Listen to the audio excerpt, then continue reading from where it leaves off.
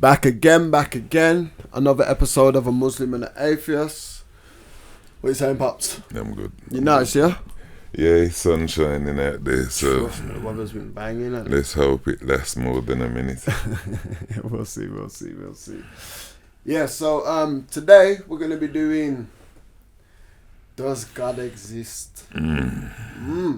This was requested again, so shout out to everyone who's watching the videos, everyone who's commenting, engaging, and actually people who are actually taking the time to find me, because I've had a few people find me on Instagram, and I know I'm terrible, I don't even put none of that out there. It's Making Change Studios Instagram.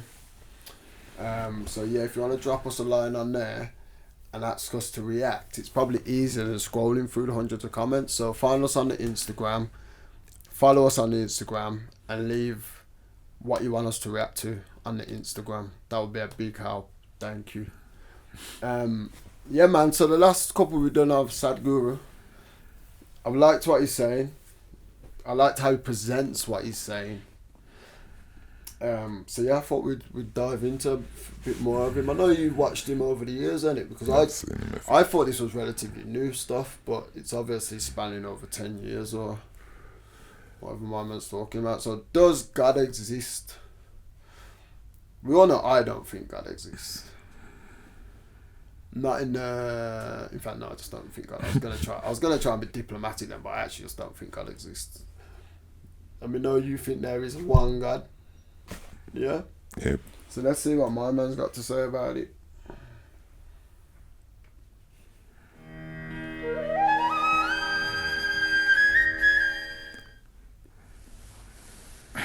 What's happened?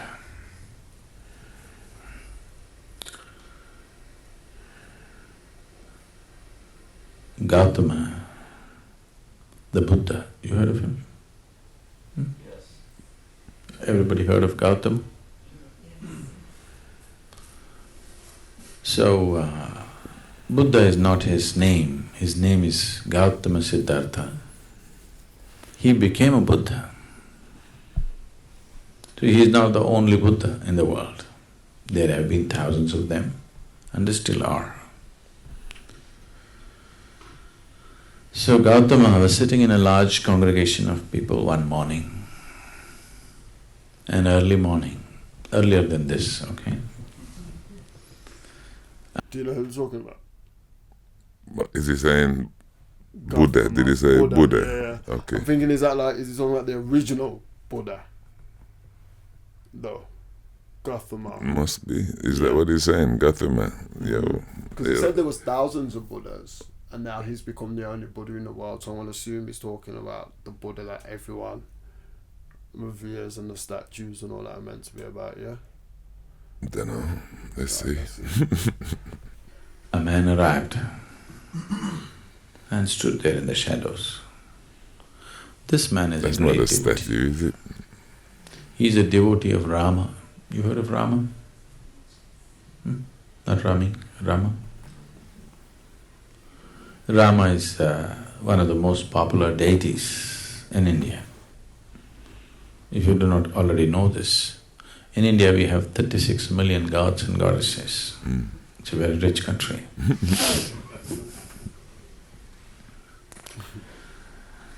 So, he is a great devotee of Rama. The devotees in India, not now and not everybody, but those who take this seriously, they will not utter any other word than the name of God that they believe in. So if they want you to come, they'll say Ram Ram. If they want you to go, Ram Ram. If they want something, Ram Ram. No other word but Ram. Their clothes are all printed Ram Ram, they utter only Ram Ram, they live Ram Ram. They devoted their whole life to God. You are smart, you are not like that. You kept God like insurance. Just in case something goes wrong, I have also paid my premium. Everything that you need to do, you do it yourself. You kept God like insurance. You're smart. But this man invested his whole life in God, total. Age is passing away, little doubt has come. Are there people here who don't believe in God? Nobody? No leftists? No? Only one? Put your hand up here, What's he's your name? talking to you. John. Only John? Nobody else? I have doubts. Do you know how he was just saying that though? It's quite funny. God's like insurance for people. Mm-hmm. That's another thing that I just think. I feel like a lot of people only believe in God just in case. It's like just in case that there is a hell, I'm just gonna believe in God. Nah, I don't think anybody believes in it because just in case. What he's saying, the insurance policy, yes, in terms of the way they practice, but belief is innate. You either believe or you It's don't. innate. That's what I said. It comes out That's of true. you, That's true. So it is true. And you could say you believe in God, but not believe in God. And not then do practice.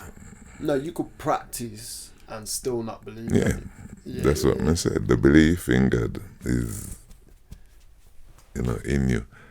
Whereas your behavior, if you live in a Muslim country, you tend to do everything that they do, even if you're not a Muslim country. Yeah, yeah. So It's kind of like the story they said on the last video, and was it the Karma one, where the man, you had the pious man or the monk, and then the man that was just living his life, and yeah, that taxi one driver. doubted, and then one was just doing his thing, and he got I can't think of the word. I'm not Easier for the man. Easier for the He never got man. into the cycle. He left the cycle of reincarnation, Yeah. basically. Is what I'm He trying to got say. Brahman, and that's the full thing. So he got into It's called paradise, moksha or so. and then the other man had to keep going around. Even if he went around for 1,000 lifetimes doing it like that, he wouldn't go.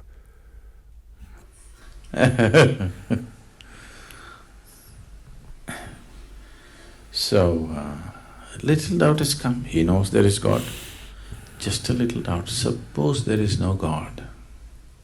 I'm wasting my whole life doing Ram, Ram, Ram. See, this doubt will come to you only if you invest your whole life. You invest just 10 minutes in a week, then you will not get this doubt, it's all right, what's the problem? You know? If you invest your life completely into God, then within 3 days doubt will come. Am I wasting my life just doing this? And there are other people who don't believe. See, look at this John. He doesn't believe. For him also sun comes up in the morning.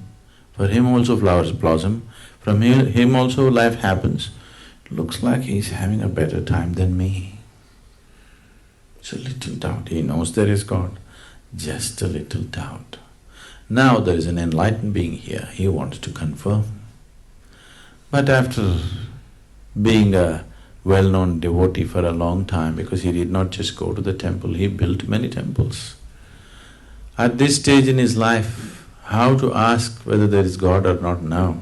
So he came early morning, stood in the shadows there and asked this inevitable question, is there God? Gautama looked at the man and gave a clear, emphatic no. Here this large congregation of disciples, this has always been a struggle in their mind, is there God or no God, is there God or no God? Oof! One big relief. Whenever they ask such a question to Gautama, he just becomes silent, he doesn't say anything. For the first time he gave a clear answer, no God. Joy spread across the congregation.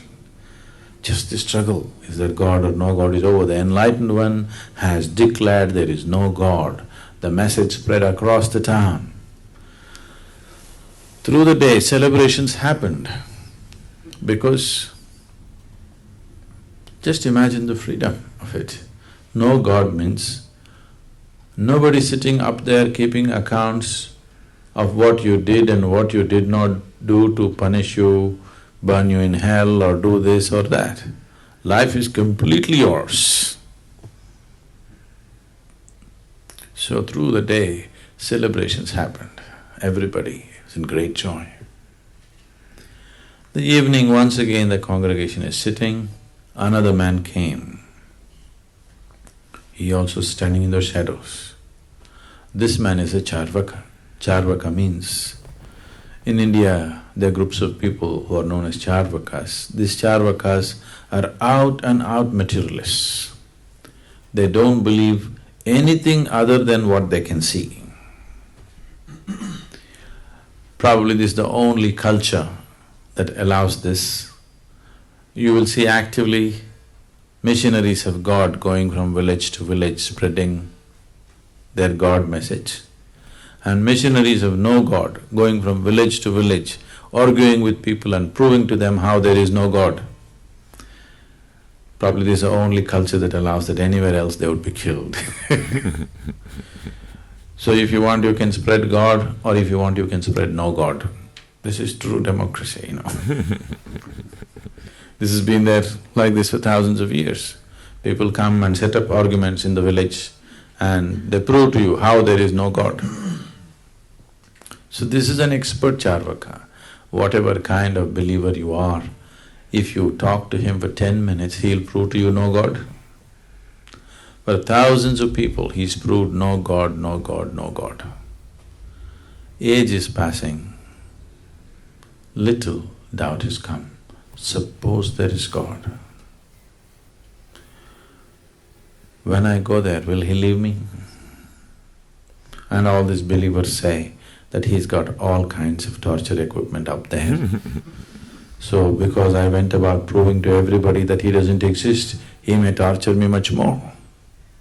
He knows there is no God. He's proved to thousands of people there is no God. Just a little doubt. Now there's an enlightened being here. He wants to confirm. So he appeared there in the evening. And he asked the same inevitable question, is there God? Gautama looked at the man and said, yes. Once again turmoil started. Morning he said, no God, they were all really happy. In the evening he says, there is God. So what's the game Gautama is trying to play? See, if you believe there is God, or if you believe there is no God, you're in the same boat. You believe something that you do not know. I believe this, you believe that, doesn't make any difference. You can believe whatever you want. Yes? Everybody can believe whatever they want. It need not have anything to do with reality as such. If you say, I do not know, the longing to know will arise within you. If the longing arises, the seeking arises. If the seeking arises, the possibility of knowing exists.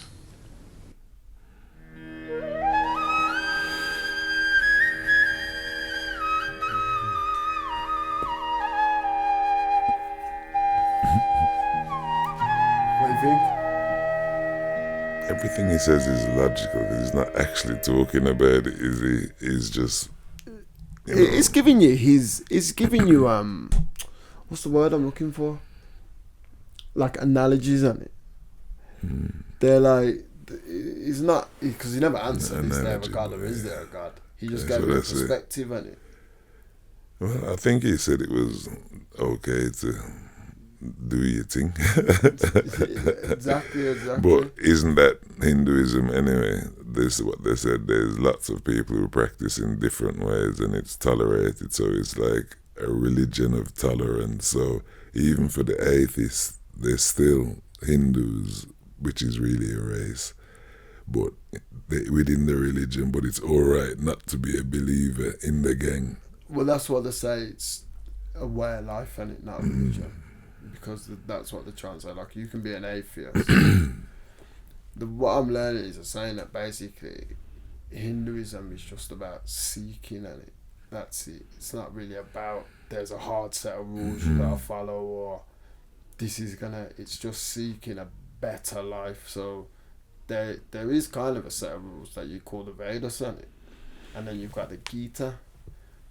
But again, they're just guidelines rather than if you don't do that, you're gonna burn in hell. If you don't believe in this God, if you don't believe in that God, Mm. but it would be quite hard to do when you've got, what did he say, 38 million gods. So I guess I have to be. But doesn't that make it more I mean, is religion about being inclusive? No. I don't know. I think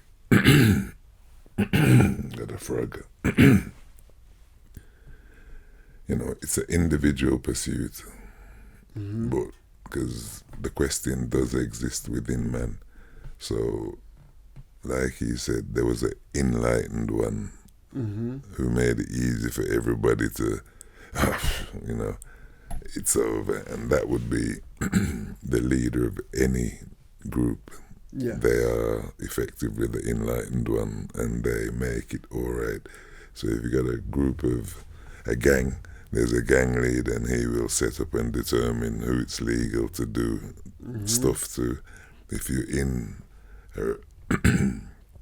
Hinduism, like I said, a man builds a temple there, a man builds a temple. This one says, just come and worship. I don't know how that worship takes form, because I know various things, but there is no basic rule. And then this one, they tend to go with the Swami kind of person in contrast to a building or a place. So it's kind of, I don't know how it's transmitted effectively, but I think most things at the beginning say, oh, you know, it's all right, this is all right. This is when you become a member, then you get the rules. Yeah. When they engage in it. But I think this is one of the oldest religions or way of life there is on the face of the planet. Yes. So all the others have kind of sought to spread and seek outwards. Well, I don't really know if you get the Hindus. monotheistic religions have become, but they're part of an empire strategy in it. Okay. So Hinduism wasn't part of, those people were groups of invaders and they take over and marauders, but once they become the landmass like Africa, you know, Indus Valley people. So everybody who come into the Indus Valley become Indus Valley people effectively. So, but what you'll find in terms of the world is, if you go back to the beginning, it always go back to black. So, you know, in terms of those who inspired that. And India, again, a vast and had lots of different things going on. You know, Muslims was there. Everybody was there in it. And they used to coexist. When did that coexistence no longer become possible?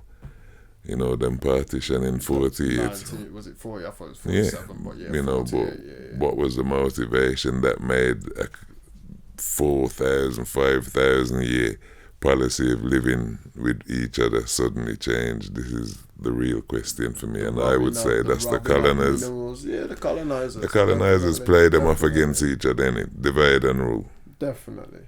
So, yes, I like his presentation. Like I said, this guy is a great orator, very skillful.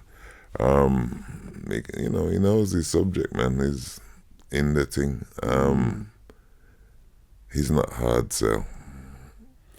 No, that's what's good about, because I don't think he's trying to sell anything. This is what I like. It's just like philosophical. It's just. Oh, he's selling something. You think he's selling? What's he He's trying there, to sell? man. He's there.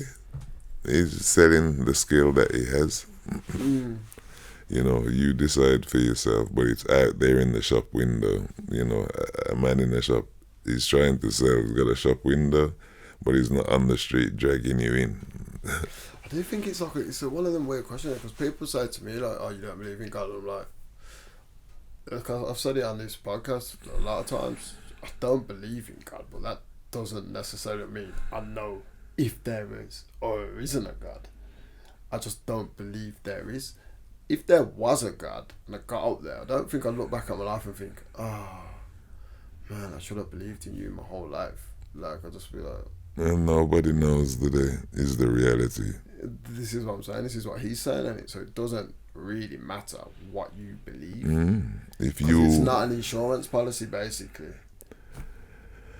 effectively, and that may say, you know, like people get to a certain age and they go in the waiting room, waiting for this better life that they didn't live in this life, which is kind of crazy. Hang on, yeah, I'm going to paradise, but you don't know that there's no next life. You've spent your last 100 years not living in this one, waiting for the one Waiting for afterwards, which is illogical. Yeah, that is illogical.